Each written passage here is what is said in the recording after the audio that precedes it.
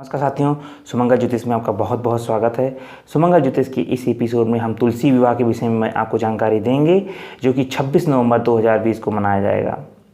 तुलसी विवाह का पर्व कार्तिक मास शुक्ल पक्ष की एकादशी को मनाया जाता है। इसे देव उत्थानी एकादशी भी कहा जाता है। यह एक बहुत ही मांगलिक पर्व है। इस पर्व में श्री विष्णु भगवान का विवाह माता तुलसी जी से कराया जाता है। भगवान विष्णु का तुलसी बेहद पसंद है और भगवान तुलसी को पसंद करते हैं, इसीलिए भगवान के सभी प्रसाद में तुलसी जी का उपयोग होता है।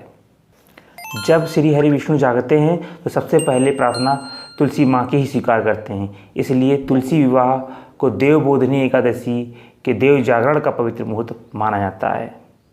अब आइए तुलसी कथा के विषय में जानकारी प्राप्त करते हैं। सुना है कि तुलसी जी की ये कथा सुनने से कई जन्मों के फल प्राप्त होते हैं, तो आइए कथा सुनते हैं।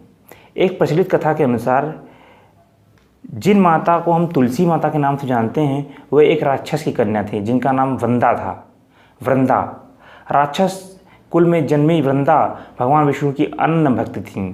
उनके युवावस्था में उनका विवाह जलंधर नाम के एक पराक्रमी असुर के साथ करा दिया गया। वृंदा भगवान विष्णु की परम भक्त थीं और एक पतिव्रता स्त्री भी थीं, जिसके चलते जलंधर अजेय हो चुका था। उसको मारने का साहस किसी में नहीं था। उसने अपनी शक्ति पर बहुत घमंड था, इसलिए एक बार देवलोक पर आक्रमण करके वहाँ की कन्याओं को अपने अधिकार में ले लिया। इससे क्रोधित होकर सभी देवता विष्णु भगवान के पास गए और उनसे जलंधर वध की प्रार्थना की। लेकिन जलंधर का वध करने के लिए उसकी पत्नी का सतीत्व भंग करना आवश्यक हो गया था। अतः भगवान विष्णु ने जलंधर का रूप धर के वृंदा की पद धर्म को नष्ट कर दिया, जिसके कारण जलंधर की शक्ति क्षीण हो गई और युद्ध में जलंधर मारा गया। जब वृंदा को श्री हरि विष्णु का पता चला तो वृंदा ने भगवान से कहा कि भगवान, मैंने आपकी जीवन भर आराधना की और आपको भगवान के रूप में पूजा, आपने मेरे साथ यह कैसा कृत्य किया है प्रभु। जब वृंदा को अपना उत्तर नहीं मिला तो उसने क्रोधित होकर भगवान को श्राप दिया कि आपने मेरे साथ पाषाण जैसा व्यवहार किया है, इसलिए आप पाषाण के हो जाएं। अपने व्यवहार से लज्जित होकर भगवान ने अपना एक स्वरूप पाषाण में प्रविष्ट किया, जो शालिग्राम नाम से विख्यात हुए। विष्णु भगवान को देवों की आराधना पर वृंदा शाप मुक्त करके सती हो गई।